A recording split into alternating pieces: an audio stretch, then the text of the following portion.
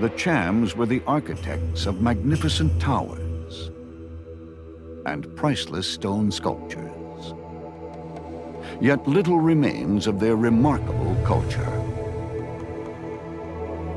A unique collection of these Cham sculptures was lost in a shipwreck off the coast of Africa over 100 years ago. This is the story of these lost treasures of the Champa Kingdom.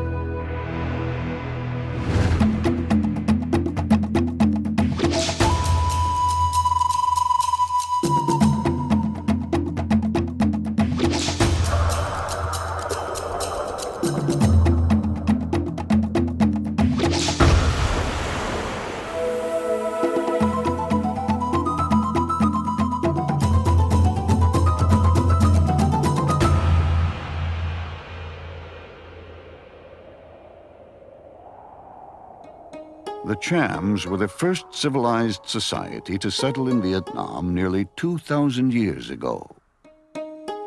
The ancient Champa civilization was composed of a loose confederation of individual kingdoms spread throughout the narrow coastal plains of Vietnam. Their greatest and most lasting contribution was in agriculture. The Chams invented the sophisticated system of irrigated rice farming that is still in use today throughout Asia. The people of Champa were rice growers, merchants, exporters, and they were great sailors. Pirates, some of their contemporaries would say. But they were mainly great builders. The crowning achievements of the Cham architects were their tower sanctuaries, called kalans. These towers were adorned with exquisite stone statuary, ancient works of art that reveal much of what we know about this past civilization. Today, little remains of the Cham civilization, its history lost to the ravages of time, decay, and war. The history of Champa over the last 2,000 years or so is a story full of noise and fury. In clan wars, in palace intrigues, in rebellions, in fratricidal fights, and in dynastic feuds. All upon a fast-moving background of successive capitals, administrative and religious, and through a perpetual renewal of kings and usurpers.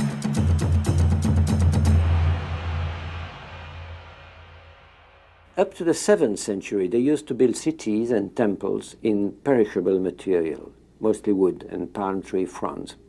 And time and again, their capitals were burned to the ground. From the 8th century on, they decided they would start building citadels in durable, solid bricks. The walls of the citadels enclosed magnificent groups of large sanctuaries.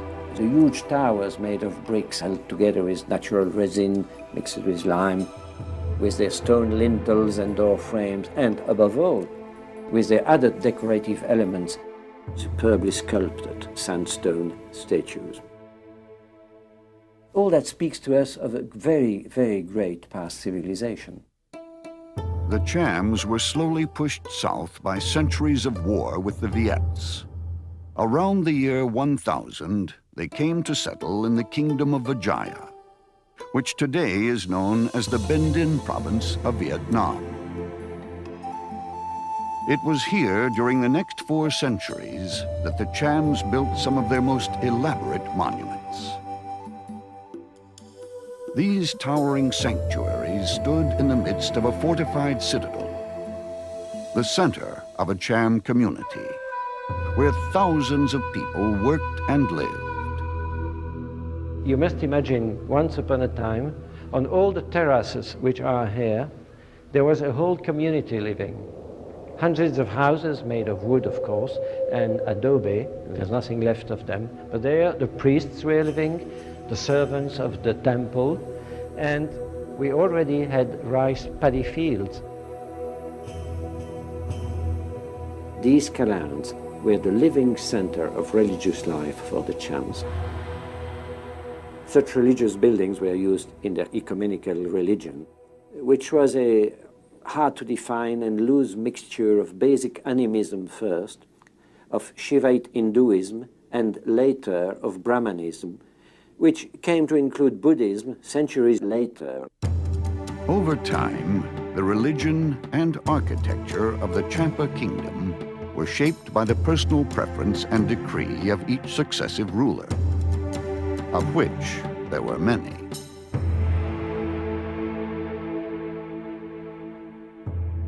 This is the Gopura of the south side of the fortifications.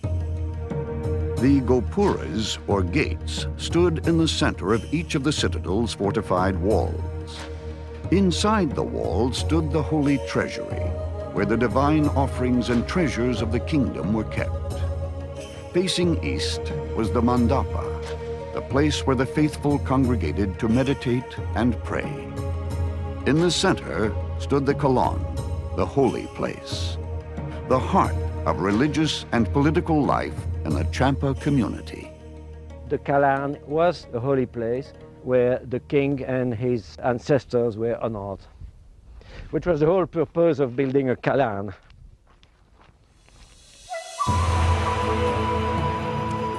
You can just imagine what these majestic towers must have looked like so long ago.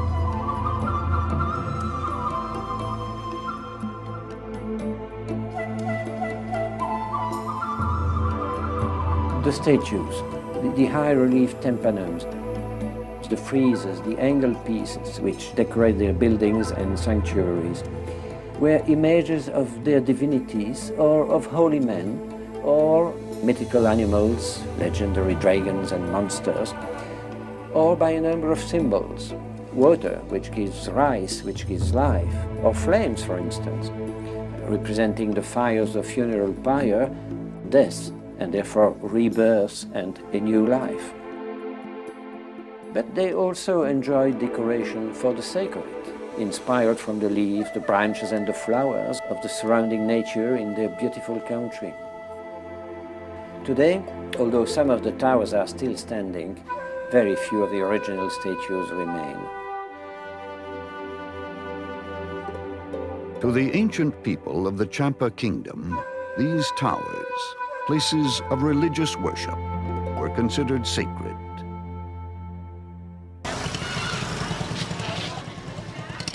This tower stands in the middle of an active neighborhood in the province of Ben Din. Today, it is used for recreation rather than religious activity.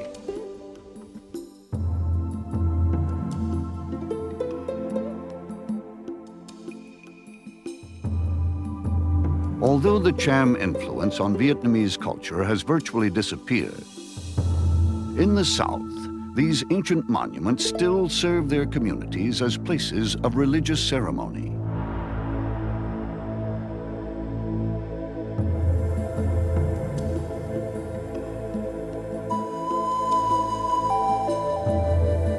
Of the 54 distinct ethnic groups that exist in Vietnam today, the direct descendants of the Chams are a small minority and can be found in several remote villages. The little that remains of the ancient Champa people can be found in the faces of their modern-day descendants. Their unique features are unmistakably evident in the sculpted images of their ancestors. It is strange how such a remarkable people who developed such a highly refined civilization should be so little known today in the Western world. So little is known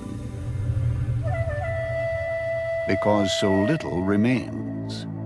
Gone are many of the ancient artifacts, carvings, and statues that would reveal much about the history of this ancient civilization. This Calan has been standing here for about 800 years.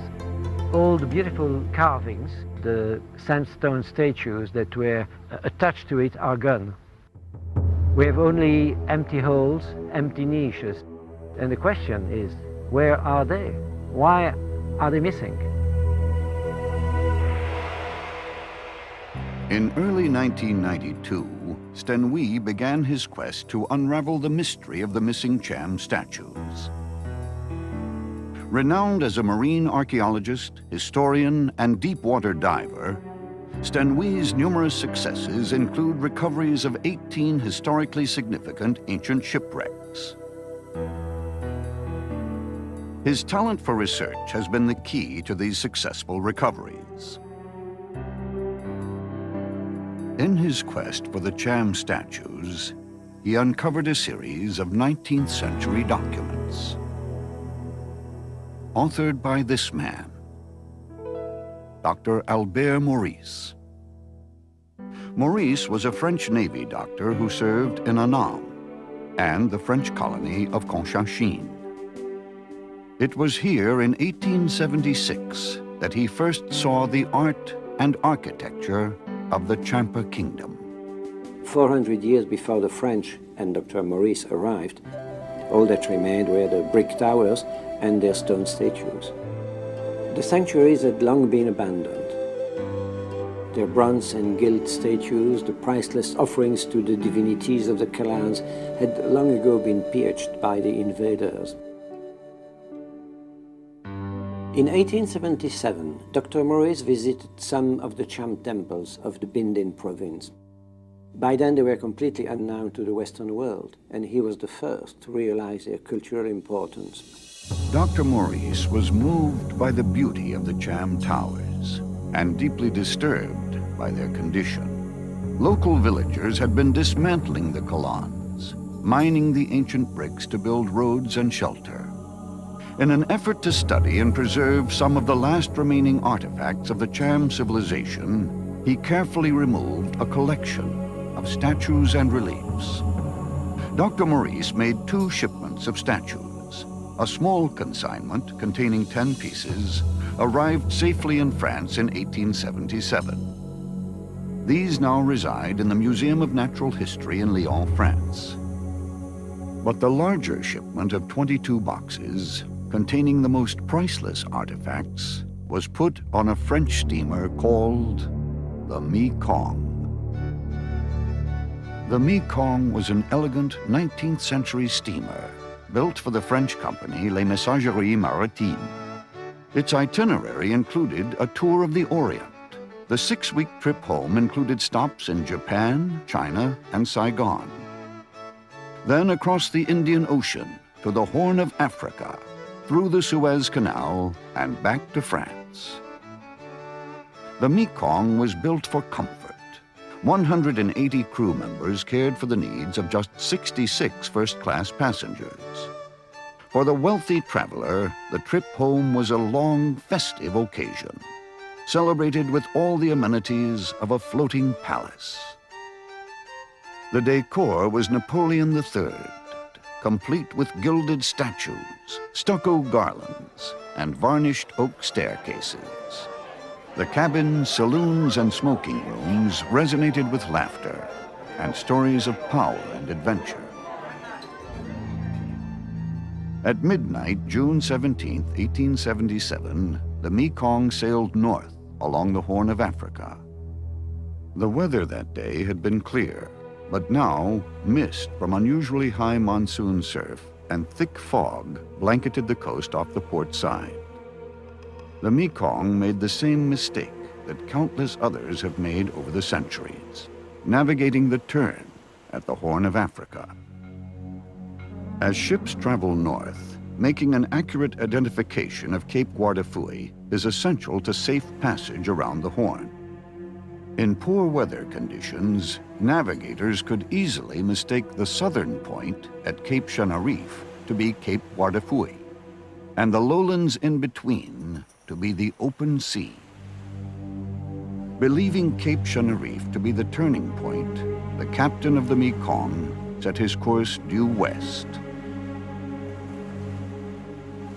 The result was disaster. 2 miles south of the Horn of Africa, the ship struck the shallow bottom. There were screams and panic, but in the end, only 2 people lost their lives. The survivors struggled to shore, while the local Somalis were efficiently looting their luggage and the ship's strong room of gold bars and other commodities. But the consignment of Cham statues, large sculpted stone blocks, representing divinities of another time, of another civilization, appeared worthless in the eyes of the Somali looters. Within days, the relentless waves would pound the damaged hull into 2 pieces. The Cham statues would remain undetected for 118 years. Albert Maurice never lived to see again the statues he had worked so hard to preserve. When the news of the sinking of the Mekong reached him, he had been quite ill for some time. He died in France 4 months after the wreck. He was aged 29.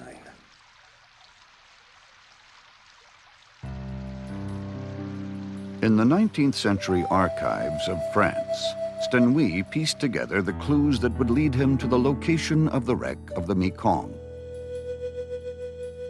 After 4 years of painstaking research, Stenui was finally ready to attempt a recovery. But to succeed, he knew he would need help. Robert is an internationally recognized marine archaeologist. He's had 30 successful recoveries at sea, 15 of which he led. He's the author of 14 books on marine archaeology. Robert has written 5 feature articles for the National Geographic and many, many scientific papers. He is a pioneer of mixed gas deep diving.